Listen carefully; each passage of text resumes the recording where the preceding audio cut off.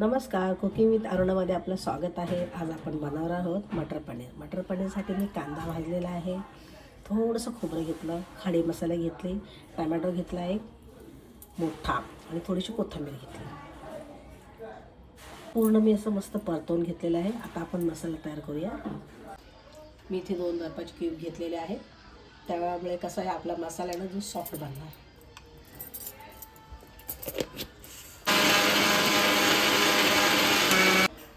तुम्ही इथे बघू शकता मसाला किती बारीक झालेला आहे. मी तेल टाकलेलं आहे, थोडं जास्त घातलं. आता तेजपत्ता टाकला, गॅस थोडा फास्ट केला. प्रत्येकाची पद्धत ही वेगळी असते, त्यामुळे माझी पद्धत वेगळी, इतरांची पद्धत वेगळी. तर माझी पद्धत बघा आणि मला फॉलो करा. माझी पद्धत फॉलो करा आणि मला नक्की कमेंटमध्ये सांगा कशी वाटली माझी पद्धत ते. बघा कांदा किती छान परतवलेला आहे, तेजपत्ताचा कलर पण चेंज झालेला आहे. आणि आता आपण जो वाटलं होतं ते मी यात टाकते.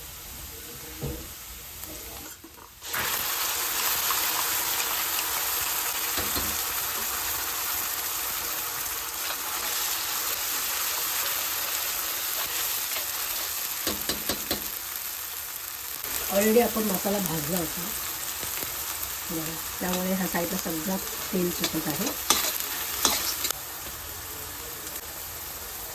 हळद आणि लाल तिखट मसाला मी टाकलेला आहे आणि आता मसाल्यामध्ये परतवून घेतो.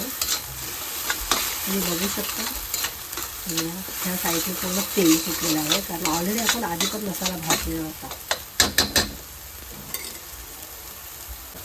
आता मी वाटायला टाकतो, ते देखील परतवून घेते. 5 मिनटं वाटाणा सॉफ्ट होण्यासाठी आपण आधी वाटाणा टाकलेला आहे, त्यावर झाकण ठेवून 5 मिनटं थोडा सॉफ्ट झाला की मग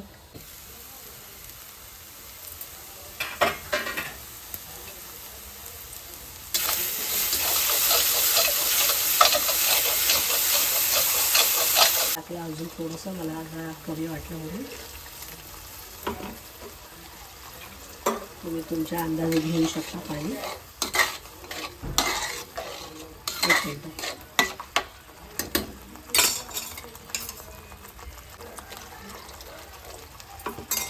आता पुन्हा त्याला तरी सुटणार आहे, मी झाकण लावते. आता तुम्ही बघू शकता किती छान प्रकारे उकळे आलेले आहे आणि मला असं वाटतं त्यातला वाटाणा देखील थोडासा सॉफ्ट झालेला आहे. तसं तर बघायला गेलं तर काजू पण टाकतात, पण मी काही काजू टाकलेले नाही आहेत. असे बऱ्याच प्रकार आहेत. हे बघा, मी अगदी साध्या पद्धतीने केलेलं आहे. नेक्स्ट ब्लॉगमध्ये मी नक्की सांगणार काजू टाकून केलेली मटर पनीरची रेसिपी. पनीर टाकते आणि आता बारीक थोडासा गॅस करते. आज मला खूप घाई झाली होती, त्यामुळे मी पनीरला फ्राय केलेलं नाही आहे आणि अगदी 10-15 मिनटात तुम्ही मटर पनीर बनवू शकता. थोडंसं नमक. ही रेसिपी तुम्ही 10-15 मिनटात इझी बनवू शकता बिगर काजूची. इथे मी इथे 1 पलाभर दही टाकते, त्यामुळे टेस्ट तुम्हाला छान भेटेल. काजूचं तुम्हाला आठवण देखील येणार नाही की यात काजू नव्हते. एक ग्रेव्ही बघा किती सुंदर प्रकारे झालेली आहे.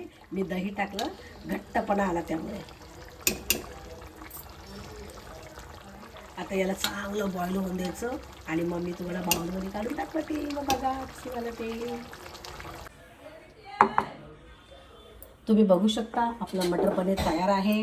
हे बघितलं, हे तुम्ही चपातीसोबत खाऊ शकता, नानसोबत खाऊ शकता, रोटीसोबत खाऊ शकता. इतकं सुंदर झालेलं आहे ना की मी तुम्हाला सांगूच शकत नाही. तुम्ही एकदा करून बघा आणि मग तुम्ही मला कमेंटमध्ये नक्की सांगा तुम्हाला कसं वाटलं मटर पनीर. Bye bye.